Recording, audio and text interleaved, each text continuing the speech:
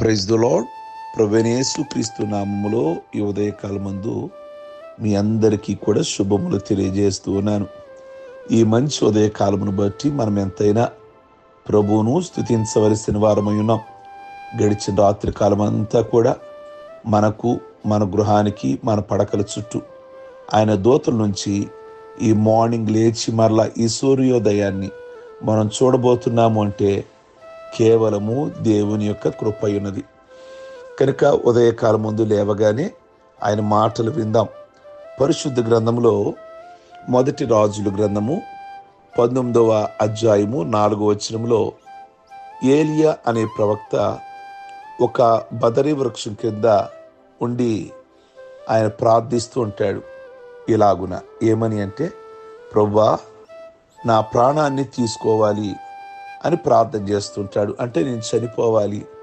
ఆ ప్రార్థన ఎందుకు చేస్తున్నట్టు ఏలియా అంత పిరికాత్మ కలిగిన వాడిగా? ఏలియా చాలా ధైర్యం కలిగిన వాడు. ఏలియాకు ఒక పేరుంది, అగ్ని ప్రవక్త అని. దేవుని యొక్క సన్నిధిలో ధైర్యం కలిగిన వాడిగా ఉండి రాజుల ముందు కూడా చాలా ధైర్యంగా మాట్లాడినటువంటి ప్రవక్త.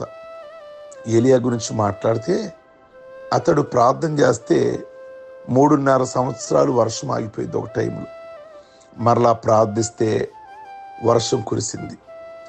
చనిపోయిన బాలుని కూడా ఆత్మాభిషేకంతో లేపినటువంటి ప్రవక్త ఆయన.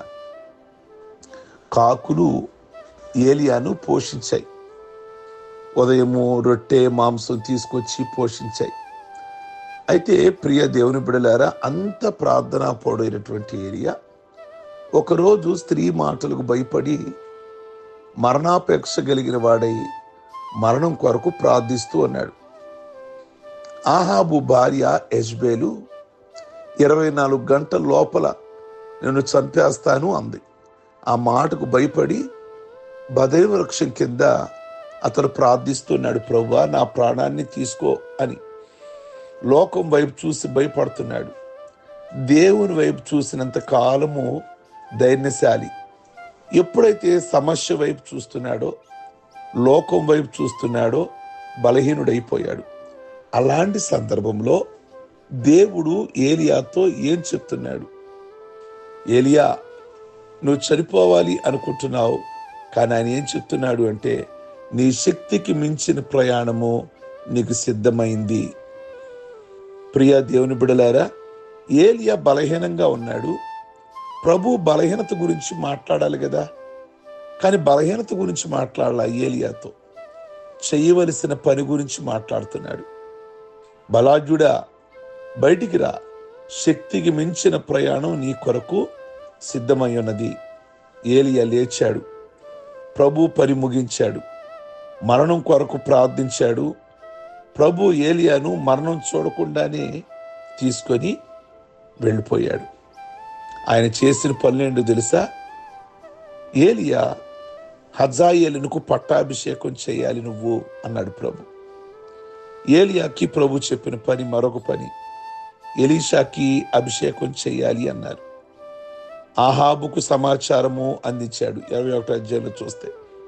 కనుక నీ జీవితంలో మరణ భయం ఉంది, నేను చనిపోవాలి అని నీవు అనుకోవచ్చు, లేదా సమస్యల వైపు చూస్తూ ఆందోళన చెందవచ్చు. కానీ దేవుడు అనుకున్నది ఏంటో తెలుసా? నీకు శక్తికి మించిన ప్రయాణం ఉంది. ఇంకా జీవితంలో నువ్వు చేయాల్సింది చాలా ఉంది. నువ్వేమనుకుంటావు అంటే, ఇక నా పని అయిపోయింది, అప్పులున్నాయి, లేతే నన్ను రోగము వేధిస్తుంది, నన్ను బాధిస్తుంది అన్నీ అనుకుంటావు. కానీ దేవుని యొక్క ప్రణాళిక నీ మీద ఎంతగా ఉన్నది అంటే, నీ ద్వారా దేవుడు ఇంకా ఎన్నో కార్యాలు జరిగించాలి అని అనుకుంటే, ఇప్పుడే నేను చనిపోవాలి, ఇప్పుడే నేను చచ్చిపోతున్నాను అని నీవు అనుకుంటున్నావు. కానీ దేవుని యొక్క ప్రణాళిక ఈ ఉదయకాలం ముందు నీ కుటుంబం ఎడల, లేదా నీ వ్యక్తిగత జీవితం పట్ల ఎన్నో చేయాలి, సేవ ఇంకెంతో చేయాలి. కనుక ఈ రోజున నీవున్న పరిస్థితి నుంచి బయటకు వచ్చినట్లయితే దేవుడు నిన్ను వాడుకోవడానికి సిద్ధంగా ఉన్నాడు. నీ ద్వారా గంభీరమైన కార్యాలు జరిగించడానికి ఆయన సిద్ధంగా ఉన్నాడు. కనుక సమస్యల వైపు చూడమాకు, మరణం వైపు చూడమాకు, లేక లోకం వైపు చూడమాకు, ప్రభు వైపు చూడు. ప్రభు నిన్ను అత్యంత అద్భుతకరంగా వాడుకోవడానికి, నీ ద్వారా గొప్ప కార్యాలు జరిగించడానికి ఈ ఉదయకాలం ముందు ఆయన సిద్ధంగా ఉన్నారు. ఆయన చేతుల్లోకి రమ్మని ఈ ఉదయకాలం ముందు ఆయన ఆహ్వానిస్తున్నాడు. కనుక ఆయన చేతుల్లోకి వెళదాం. నిన్ను అద్భుతకరంగా వాడుకొనును గాక. ఆమేన్. ప్రార్థించుకుందాం. సర్వశక్తి కలిగిన తండ్రి, ఏలి ఒక టైంలో అద్భుతకరంగా వాడబడ్డాడు. కానీ ఏదో చిన్న తన చెవిలో ఒక మాట పడి, ఆ మాట వైపు చూస్తూ, లేదా సమస్య వైపు చూస్తూ, లేక మరణం వైపు చూస్తూ, నా పనంతా అయిపోయింది అని అనుకుంటే, లేదు లేదు, ఇంకా నువ్వు చేయాల్సిన పని చాలా ఉంది. ఇప్పుడు చేసిన పని కంటే కూడా ఇంకెక్కువ పని చేయాలి. ఒక రాజును అభిషేకించాలి, ఒక ప్రవక్తను అభిషేకించాలి, ఆ రోజున్న ఆహాబుకి నువ్వు కొంత సమాచారం అందించాలి అని ఎంతో ఘనంగా మీరు ఏలియాను వాడుకొని మరణించాలి అని అనుకున్న ఏలియాని ఈరోజు కూడా మరణము లేకుండానే ఉన్నాడు ఆ వ్యక్తి. ప్రభువా, మీరు అతను వచ్చి తీసుకొని వెళ్ళిపోయారు ఏలియాని. ఏ ప్రార్థన అయితే అతను చేశాడో ఆ ప్రార్థన ఇప్పటి వరకు మీరు వినలా. ఏలియా ప్రార్థనలన్నీ విన్నారు, కానీ ఆయన అడిగింది ఒక్కటే మీరు వినలేదు. నేను చనిపోవాలి అని ప్రార్థన చేశాడు. ఈరోజు కూడా ఏలియా చనిపోలేదు. ఓ రోజు భూమి మీదకి వచ్చి అతను చనిపోతాడని మీ వాక్యంలో వ్రాయబడి ఉన్నది. కనుక మా జీవితాలలో ప్రభువా, సమస్యల వైపు చూడకుండా, లేక బలహీనతల వైపు చూడకుండా మీ వైపు చూస్తే వాడుకున్న దానికంటే కూడా మీరు ఇంకా అద్భుతకరంగా వాడుకోవడానికి ప్రతి సేవకుడిని, ప్రతి విశ్వాసి ఎడల మీ ప్రత్యేకమైన ఒక ప్రణాళిక ఉంది. మీ ప్రణాళికను అర్థం చేసుకునే కృపను, జ్ఞానాన్ని ఈ ఉదయకాలం ముందు ప్రతి ఒక్కరికి కూడా మీరు దయచేయమని ప్రార్థిస్తున్నాం.